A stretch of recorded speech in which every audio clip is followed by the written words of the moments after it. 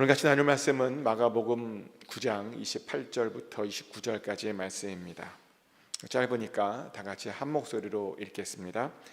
집에 들어가심에 제자들이 조용히 묻자오되 우리는 어찌하여 능히 그 귀신을 쫓아내지 못하였나이까? 이르시되 기도 외에 다른 것으로는 이런 종류가 나갈 수 없느니라 하시니라. 아멘. 하나님의 평안이 여러분 심령 가운데 함께 하시기를 예수 그리스도 이름으로 축복합니다.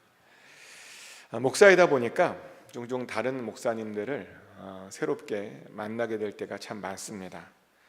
그러면 새로운 목사님들을 만나다 보니까 보통은 자기소개를 합니다. 그럴 때 자기소개를 어떻게 하냐면 어느 교회를 섬기고 있고 어느 교단에 있습니다 라고 보통 소개를 하는데요.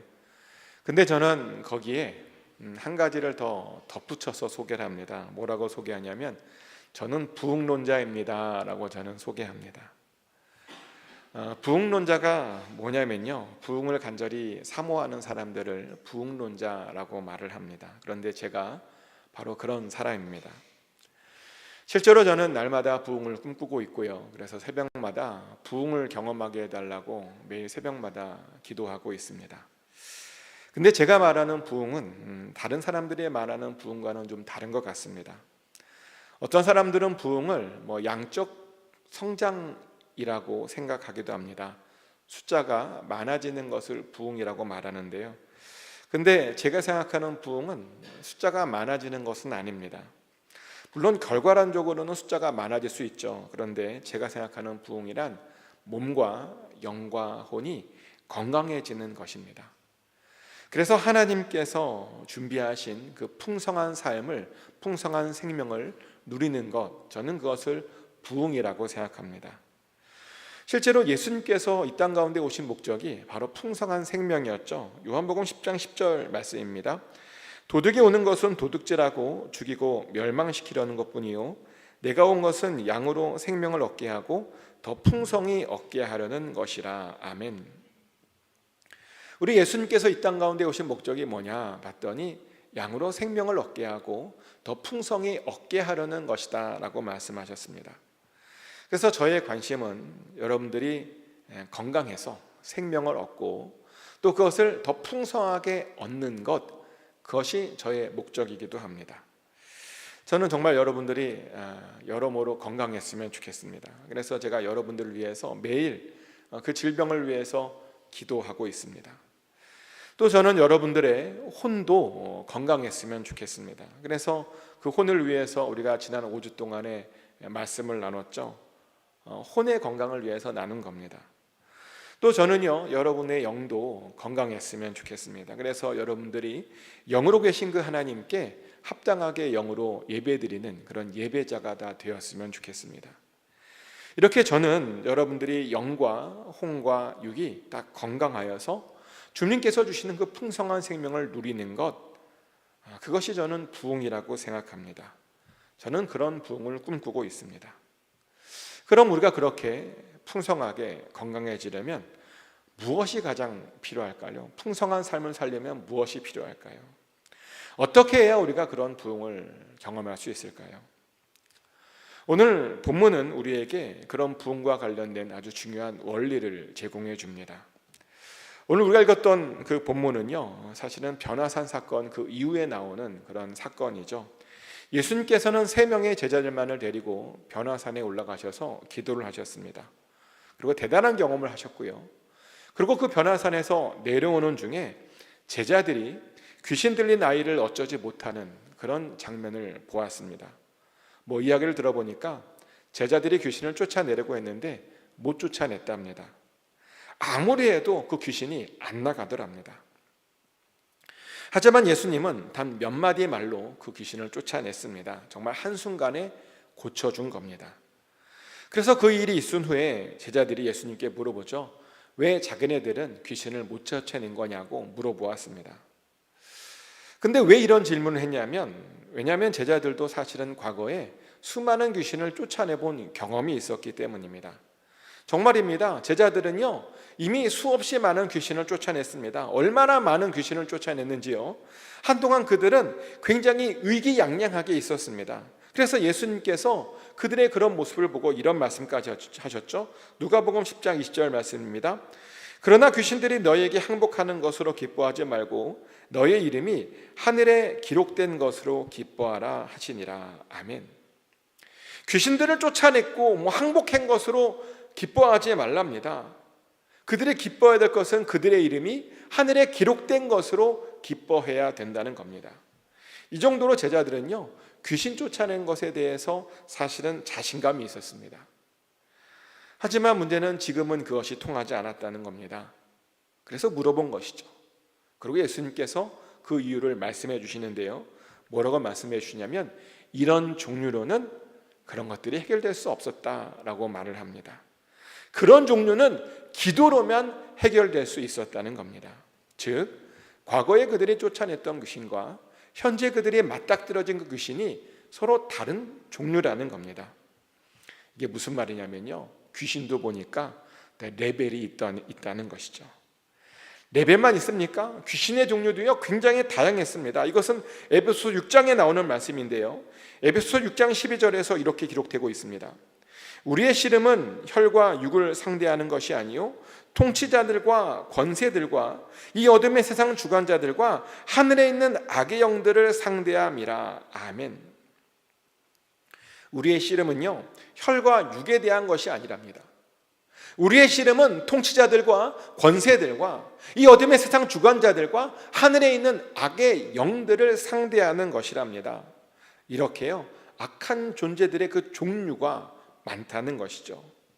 그런데 이런 악한 영들을 총괄하는 존재가 있죠. 바로 공중의 권세 잡은 자인 사단이 바로 그런 존재입니다. 그런데 사단은요 굉장히 이들 존재보다 더 대단한 능력을 가지고 있답니다. 그리고 그 밑에 있는 악한 종들, 여러 영들은요 여러 세력들을 가지고 있는데 그 힘이 천차만별이고요, 그 중에는 약한 것도 있고 강한 것도 있답니다. 그런데 예수님께서 말씀하시길 제자들이 실패했던 그 영은요 강한 영이라는 겁니다. 전혀 다른 종류였다는 겁니다. 그래서 더 강한 방법을 썼어야 했다는 것이죠. 저는 이 이야기 속에서 요즘 교회들의 문제를 해결할 수 있는 그런 방법을 보았습니다. 사실 많은 교회들이요 다 부흥을 꿈꿉니다. 우리만 꿈꾸겠습니까? 모든 교회들이 부흥을 꿈꿉니다. 그리고 그 부흥을 위해서 정말 최선을 다해서 열심히 노력하고 있습니다. 그래서 예전에는요 그런 노력 끝에 성공도 많이 했습니다. 사람들이 많이 모였고 그들이 많은 헌신을 보여주었습니다.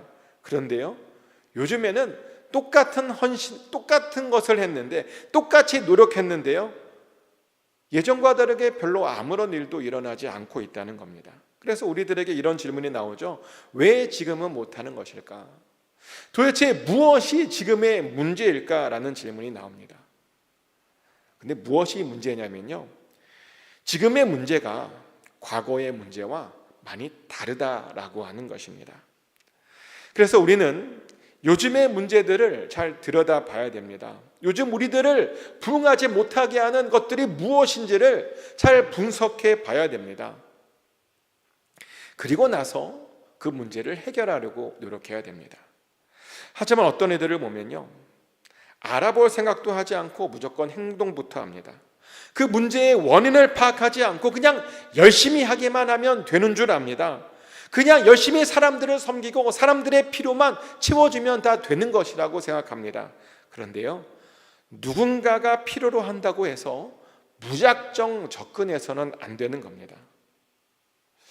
여러분들이 길을 가고 있다고 상상해 보십시오. 근데 가만히 보니까 그 길 옆에 어떤 누군가가 쓰러져 있는 모습이 보였습니다. 그래서 가까이 다가가 보았습니다. 그런데 가까이 다가가도 전혀 움직임이 없는 겁니다. 소리를 내도요 전혀 반응이 없었습니다. 아마 정신을 잃은 것처럼 보였습니다. 자, 그러면 여러분들은 그런 상황에서 무엇을 하시겠습니까? 그 사람을 무작정 흔들어 깨우시겠습니까? 아니면 CPR이라도 하시겠습니까? 사실 그렇게 하면 안 됩니다. 누군가 쓰러져 있을 때는요 빨리 신고부터 하고 왜 그 사람이 거기에 쓰러져 있는지 그 원인부터 빨리 찾아내야 합니다. 사실 그 사람이 거기에 쓰러져 있는 데에는 여러 가지 이유가 있을 것입니다. 아주 먼 길을 걷다가 피곤해서 잠시 자는 것일 수도 있고요. 또는 정말 갑자기 아파서 누워 있는 것일 수도 있고요. 아니면 자동차에 치여서 어딘가 부러진 상태로 쓰러져 있는 것일 수도 있고요. 아니면 뇌출혈로 의식이 없던지, 아니면 마약으로 무의식 가운데 있을 수 있는지, 그런 여러 상황이 있을 수 있습니다.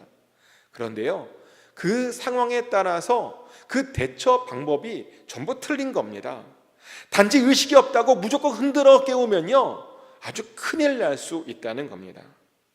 그래서 우리는 누군가를 돕기 전에 정확하게 원인부터 알아야 됩니다. 원인을 알아야 우리가 도와줄 때 그 도움이요, 진짜 도움이 될 수 있는 것이죠. 이것과 마찬가지로 우리는 현재 교회들의 문제의 원인을 정확하게 알고 있어야 됩니다. 그래야 이 문제를 정확하게 해결해 줄 수 있습니다. 그래서 질문입니다. 요즘 교회들의 문제는 뭘까요? 요즘 교회들의 문제들이 뭐라고 생각하십니까? 요즘 교회들의 가장 큰 문제는요, 뭐냐면 팬데믹 이후에 많이 위축되어졌다는 겁니다. 팬데믹으로 교회가 많이 타격을 받았죠. 어떤 지역은 그래서 그 지역에 있던 교회가 3분의 1이 사라지기도 했습니다.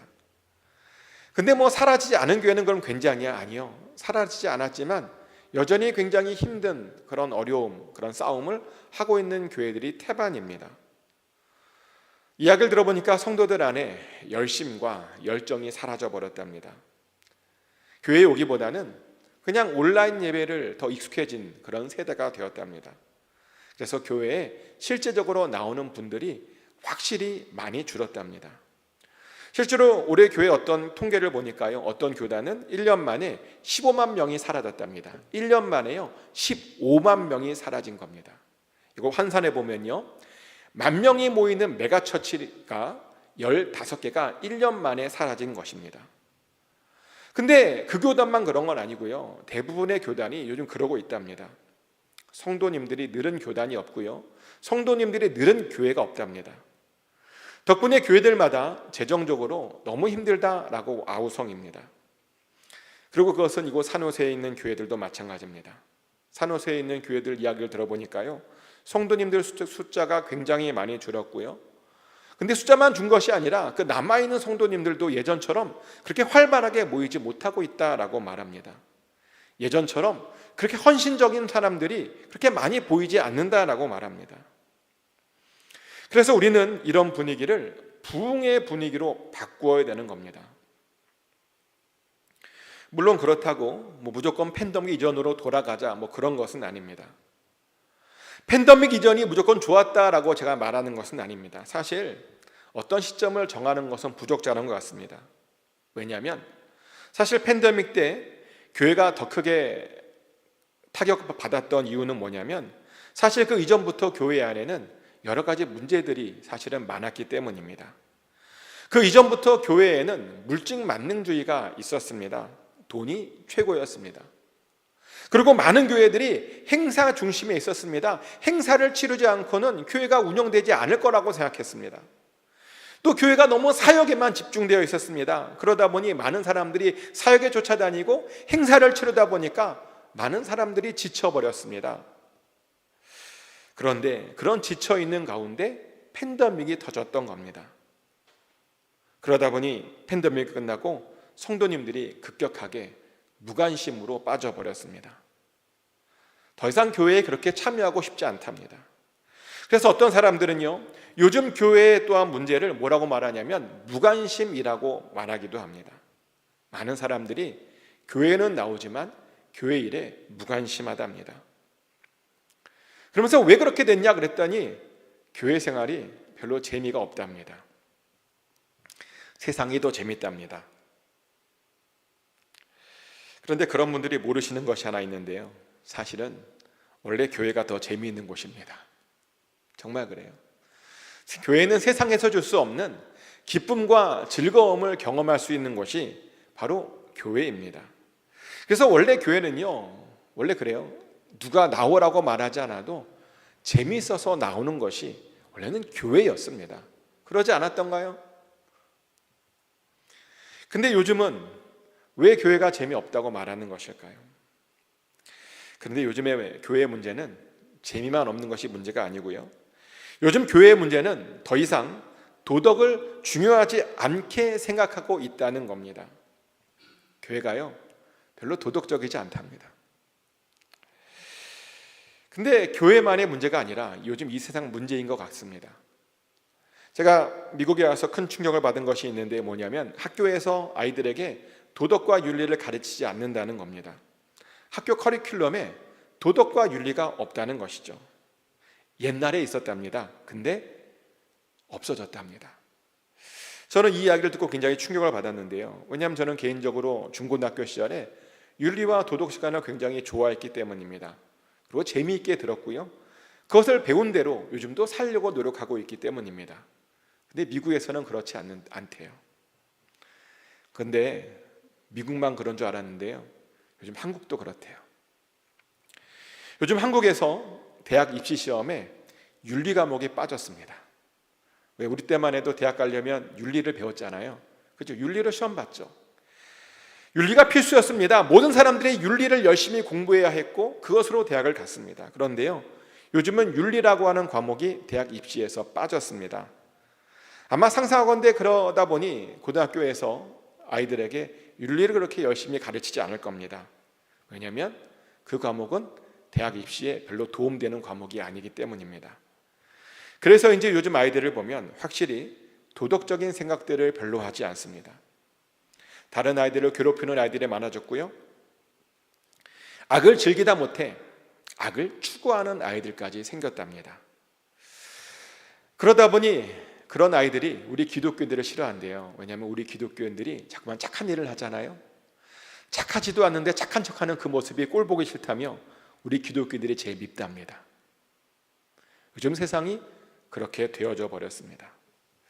근데 더 큰 문제는 뭐냐면 우리 기독교인들도 서서히 도덕적인 삶을 포기하고 있다는 겁니다.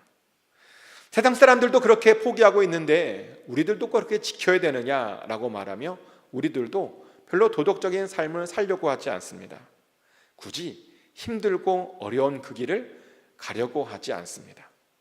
그러다 보니 교회 안에도 서서히 악이 들어오고 있습니다. 실제로 어떤 교회에 가보면요, 이곳이 세상인지 교회인지 아주 헷갈리는 교회들도 있습니다.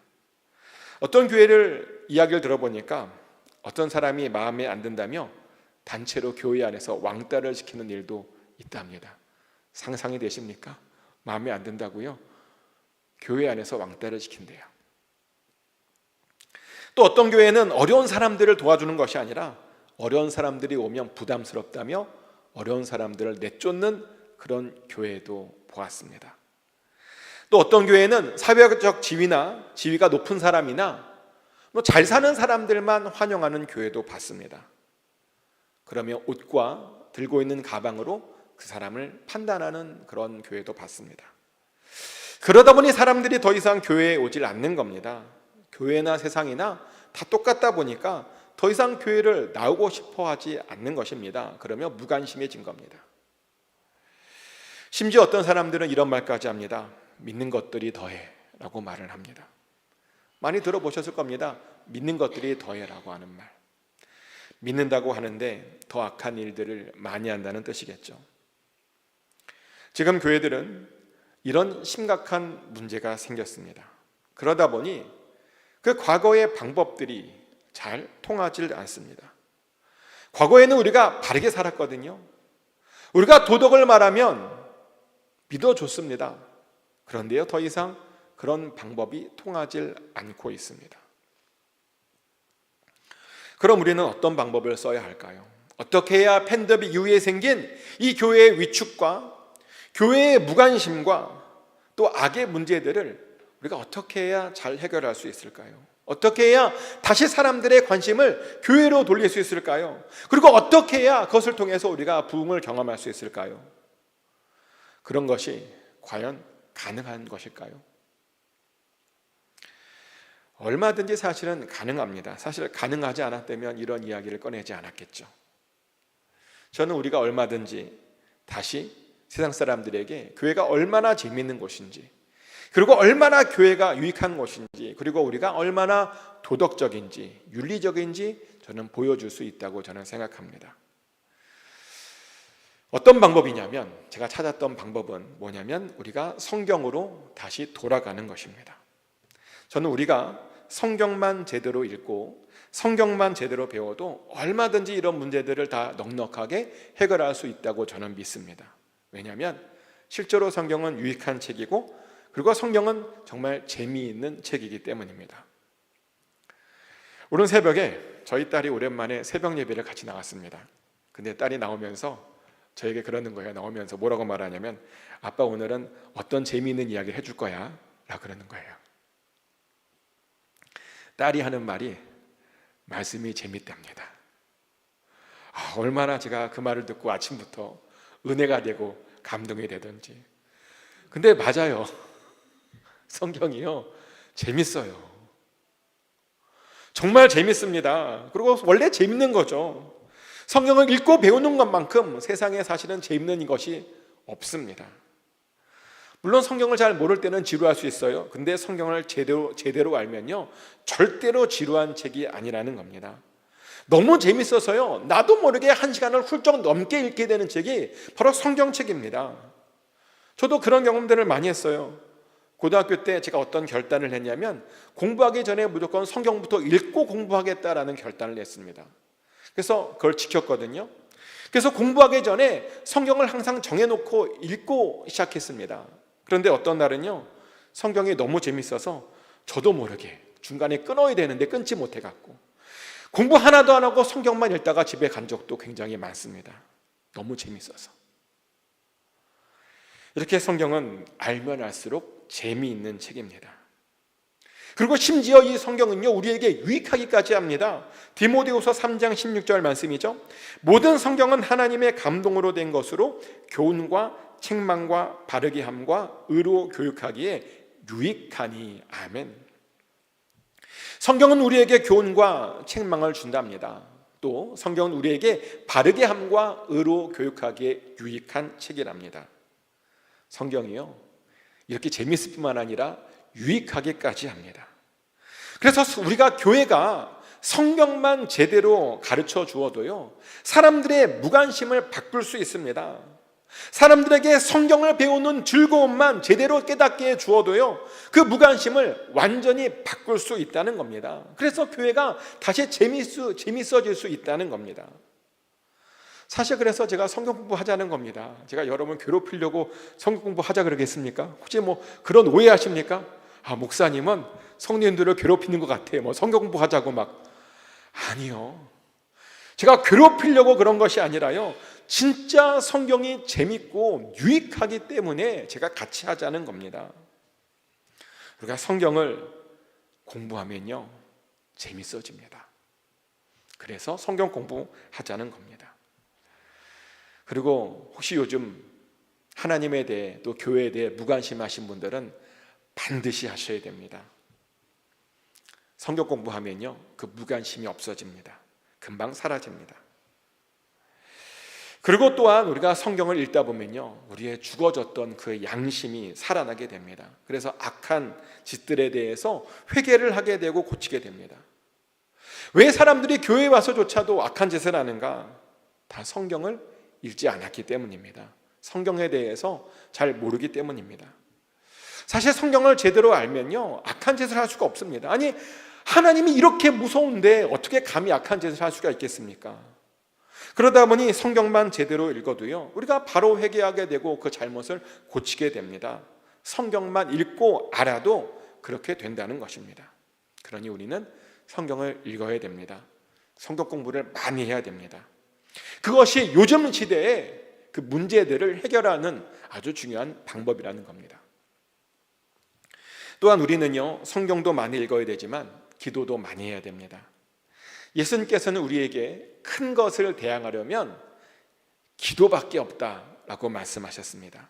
큰 문제를 상대하려면, 큰 악의 영을 대항하려면 기도밖에는 대항할 수 없다는 겁니다. 실제로 기도하지 않으면 절대로 아무런 일도 일어나지 않습니다. 기도를 사모하지 않으면 어떠한 부흥도 일어나지 않습니다. 그래서 모든 부흥이 어디서 시작하냐면요, 보면 기도에서부터 시작했더라고요. 20세기 초에 영국 웨일즈에 부흥이 있었죠. 근데 원래 그 웨일즈는요, 산업화와 도시화 때문에 굉장히 많은 문제점을 가지고 있던 그런 나쁜 도시였습니다. 근데 로버츠라고 하는 젊은이가 교회에서 기도하기 시작했고요, 그 기도했을 뿐인데 그것이 웨일즈의 부흥을 가져왔습니다. 그래서 짧은 기간 동안에 무려 10만 명이 회개했고요, 그 덕분에 그 지역사회가 완전히 바뀌게 되는 그런 일이 있었습니다. 또 한국에서도 일어났던 평양 대부흥도요, 역시 기도로 일어난 겁니다. 평양 대부흥은 길선주 목사님의 회개 설교한 이후에 사람들이 기도하기 시작했습니다. 자발적으로 모여서 기도했고 찬양하고 회개했고요, 그런 예배가 몇 시간씩 지속되었다라고 말을 합니다. 기도했더니 사람들이 변했답니다. 기도했더니 사람들이 회개했다는 겁니다. 기도했더니 사람들이 자발적으로 예수님 믿겠다고 찾아왔다는 겁니다. 모두 기도했더니 일어난 일이었습니다. 그래서 우리도 기도해야 됩니다. 기도 외에는 이런 종류가 일어날 수가 없습니다. 기도 외에는 이런 어려움들을 돌파할 수가 없다는 것입니다. 정말 그렇습니다. 기도하기 전에는 희망이 없습니다. 근데 기도하면 희망이 생깁니다. 기도하기 전에는 이 무관심이 없어질 수가 없습니다. 기도하지 않으면 교회가 세상보다 더 썩어지게 됩니다. 기도하지 않으면 그렇게 계속 교회는 위축되게 될 수밖에 없습니다. 그래서 부흥을 꿈꾸는 자들은 기본적으로 기도하는 자들이어야 합니다. 기도해야 된다는 겁니다. 축복하는 것은 부흥을 꿈꾸시고 모두 기도하시길 축복합니다. 이제 말씀을 정리합니다. 우리 시대의 문제는 과거 그 이전 어떤 세대와 좀 다른,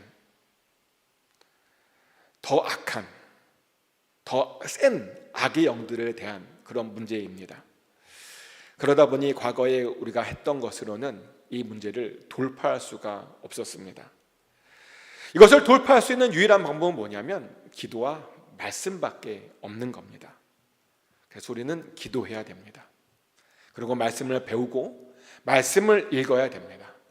그러면 우리 시대에도 다시 한번 큰 부흥이 일어나게 될 줄 믿습니다. 그러면 우리가 그 부흥을 통해서 회복될 줄 믿습니다. 축복하는 것은 꼭 부흥을 경험하셔서 영과 혼과 육이 건강하게 되고 또 온전한 회복이 일어나길 축복합니다. 그래서 예수님께서 우리에게 주시려고 하는 그 풍성한 생명을 다 받아 누리심으로 진정한 경험, 부흥을 경험하시기를 예수 그리스도의 이름으로 축복합니다. 이 시간 다 같이 기도하겠습니다. 하나님 아버지, 우리가 부흥을 꿈꿉니다.